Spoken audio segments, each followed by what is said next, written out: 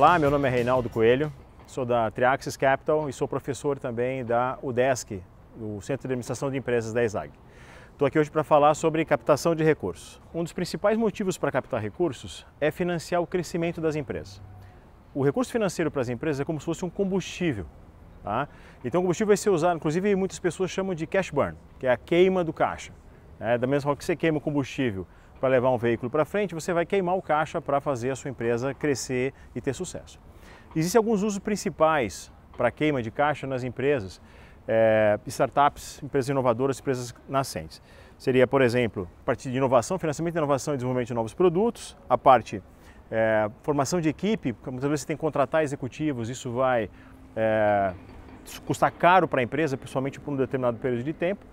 A parte de financiamento do marketing e do crescimento de vendas e outras estratégias comerciais que a empresa vem utilizar, e também a parte de investimentos em imobilizado, por exemplo, compra de equipamentos, compra de imóveis, a parte da estrutura da empresa. Então isso aí também é um gasto importante que costuma pesar bastante para as startups que estão se estruturando. Ok, então falando em termos de captação de recursos, existem algumas fontes principais que podem ser utilizadas.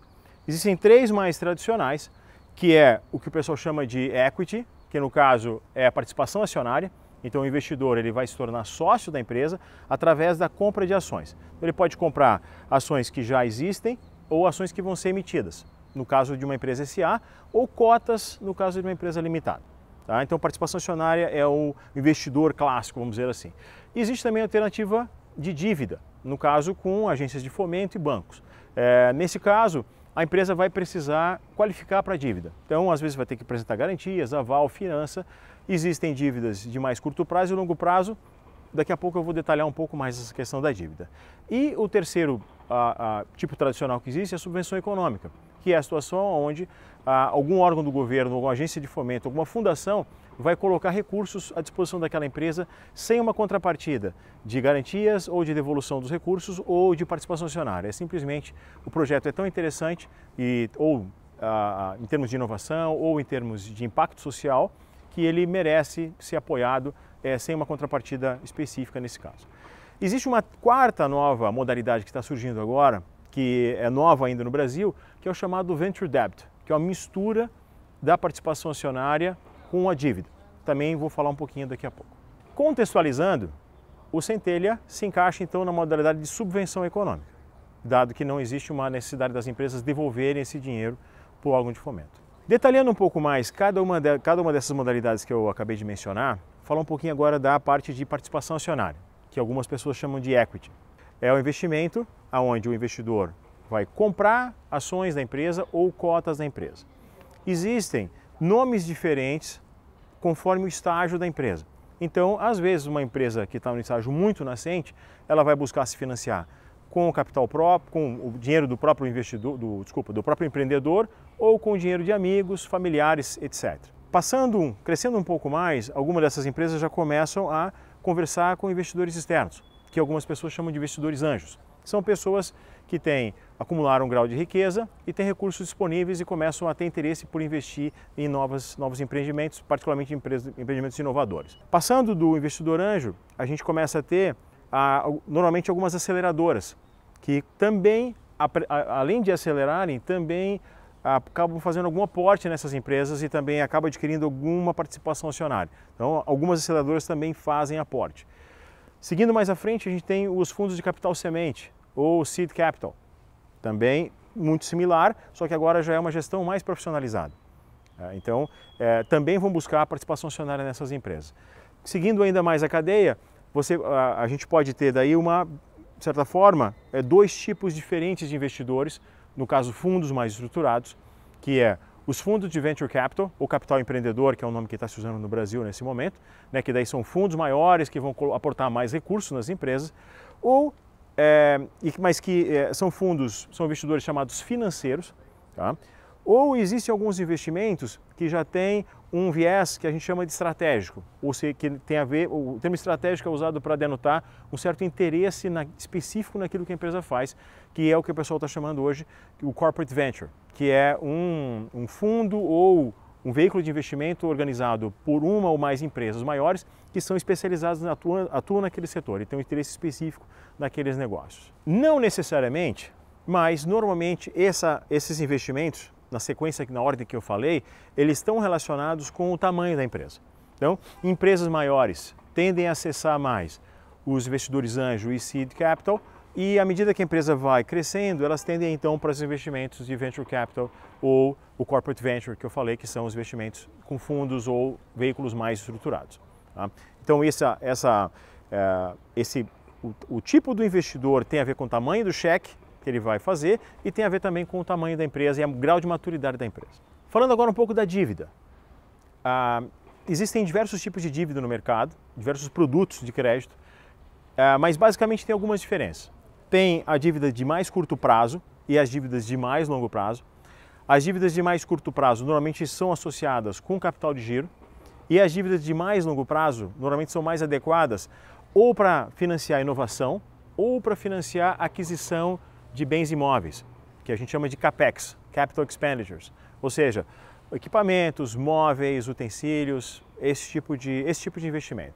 Normalmente, os órgãos financiadores ou os bancos, eles vão pedir garantias, aval e fiança dos sócios. Eles não conseguem atender essas exigências com facilidade. Nesse caso, alguns empreendedores, ao invés de usar os dados da empresa, acabam usando os seus dados pessoais e tomando a dívida na sua pessoa física, ao invés de tomar a dívida na pessoa jurídica da empresa. É uma possibilidade, apesar de ser indesejável, por causa do risco de você começar a misturar as finanças da empresa com as finanças dos empreendedores. Falando ainda dos tipos diferentes de dívida, existem dívidas que são apropriadas para financiar a inovação nas empresas. Então, empresas inovadoras, elas têm uma particularidade porque acredita-se que elas geram benefícios para a sociedade, geram mais emprego, geram produtos de alto valor agregado, assim por diante. Por causa disso, o governo, os governos em geral, inclusive o governo do Brasil, através dos seus bancos públicos, oferece linhas com taxas de juros subsidiadas, taxas de juros mais baixas, para financiar projetos de inovação. Então, eu recomendo que vocês fiquem atentos e olhem essas linhas com os bancos, porque pode ser muito interessante, podem ser adequadas para financiar a sua empresa. A sua empresa pode se qualificar para essas linhas e pode ser muito interessante para a sua empresa utilizar essas linhas. Falando agora do terceiro tipo, é a subvenção econômica. A subvenção econômica, como eu já falei, é um dinheiro que não exige garantia, não exige que o valor seja devolvido para o órgão financiador ou fomentador e também não exige a participação acionária em troca. Mas normalmente os projetos têm que ser projetos especiais, com alto grau de inovação ou com alto nível de impacto social ou ambiental para qualificar nas linhas que existem ou nas alternativas que existem hoje. Muitas empresas têm operado através de programas da FINEP, do CNPq, da CAPES e também das fundações de apoio à pesquisa, das chamadas FAPs. De cada estado tem então a sua fundação de apoio à pesquisa e muitas vezes as fundações de apoio à pesquisa têm linhas especiais para fomentar esse tipo de projeto. Uma das perguntas mais frequentes é o que é que os investidores procuram nas empresas, né? De modo geral, uma das coisas mais importantes para você começar a falar com o investidor é você já ter um modelo de negócio validado. O que significa ter um modelo de negócio validado? Significa que as principais hipóteses por trás do seu modelo de negócio já foram validadas. De modo geral, quando você faz um modelo de negócio, tudo que tem no do seu modelo de negócio são premissas, são hipóteses, são coisas que você acha que vai funcionar, mas não necessariamente aquilo vai fazer sentido para os seus clientes, para os seus fornecedores e para os seus parceiros. Então é importante procurar validar o seu modelo de negócio. A melhor forma de ter essa validação é, de fato, interagindo com essas pessoas que vão fazer parte do seu modelo de negócio. Então, tentar entender se a sua proposta de valor realmente é atrativa para os seus clientes, ou seus clientes com quem você já conversou, ou potenciais clientes, tentar validar isso também com concorrentes, se for o caso, ou empresas com quais você está substituindo. Então, tentar conversar. Às vezes, as pessoas têm muito medo de falar da sua ideia, mas, de modo geral, é muito importante você conversar com as pessoas sobre a sua ideia. E também falar também com eventuais parceiros. Então, procurar testar todas as hipóteses, suas premissas, as coisas que você assumiu que seriam verdade por trás do seu modelo de negócio. Além da validação do modelo de negócio, também é importante para falar com o investidor que a empresa já tenha alguma sinalização de vendas, de preferência algum sinal de tração de vendas. O que é tração? A tração de vendas é quando a empresa começa a ter vendas crescentes de forma consistente por um período de tempo. Se ao longo de alguns meses a sua empresa apresentou um crescimento de venda mês a mês, isso é visto como então que a empresa está tracionando em termos de vendas, e isso vai ser muito bem visto por potenciais investidores. Naturalmente, os investidores também vão olhar outras coisas mais tradicionais e previsíveis, como também tamanho de mercado, o nível de concorrência que existe nesse mercado, se o seu produto, o seu serviço, a solução que você está querendo vender é realmente inovadora ou tem um diferencial em relação às outras alternativas que existem no mercado. E talvez o principal aspecto que os investidores têm olhado cada vez mais é a equipe. Então é importante que a equipe seja uma equipe, de preferência, uma equipe balanceada, uma equipe com uma qualificação adequada para aquele tipo de projeto, para os desafios que o seu negócio vão apresentar, e também uma equipe com um mínimo de experiência também é desejável. Muitos empreendedores eles têm pouca experiência, mas a experiência é muito bem-vinda e isso daí dá uma tranquilidade muito maior para os investidores quando estão avaliando um novo negócio. Dando uma dica agora para vocês que estão montando o seu projeto, estão estruturando e estão já conversando com investidores e outros avaliadores de projetos, recomendo que vocês procurem deixar muito claro quais vão ser as principais fontes de receita do seu empreendimento, como que você vai fazer para monetizar isso e demonstrar o porquê que o seu cliente de fato estaria motivado a pagar esse valor monetário, financeiro, em troca dos produtos e serviços que você vai oferecer. Em outras palavras, por que a sua proposta de valor ela realmente é importante e adequada para o seu cliente. Para encerrar, queria compartilhar com vocês quais são alguns dos erros mais frequentes que os empreendedores cometem. Muitos empreendedores, eles preparam projeções, às vezes, ou que são agressivas demais ou que são conservadoras demais. É claro que isso é relativo.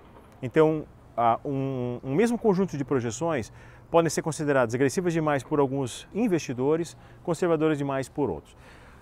Acho que o mais importante é você estar preparado para defender as suas projeções e tomar pouco cuidado, fazer uma reflexão até que ponto você não está nem exagerando para cima, nem exagerando para baixo. Um segundo erro frequente é errar no valuation. Então, alguns empreendedores superestimam o valuation das suas empresas. Recomendo que você faça uma pesquisa de mercado, entenda um pouco mais alguns parâmetros antes de propor um valor para a sua empresa para negociar com os investidores. Um valuation exageradamente alto com certeza vai prejudicar a sua comunicação com os investidores. Outro erro frequente é dimensionar de forma errada a necessidade de capital do seu negócio. Então, alguns negócios têm uma necessidade muito maior do que o empreendedor imagina normalmente. Então, tipicamente, os investidores, a grande maioria, eles erram para baixo a necessidade de capital.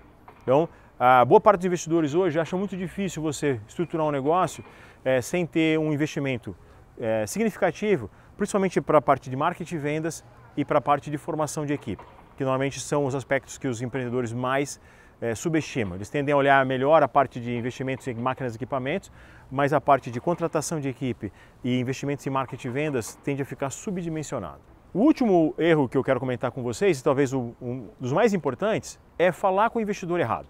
Então, se você vai falar com o investidor errado, às vezes é um investidor que não está interessado no segmento de atuação que você está atuando, ou ele está buscando empreendimentos mais maduros e tem o tamanho de cheque dele é muito maior talvez do que você esteja precisando, ou maior ou menor.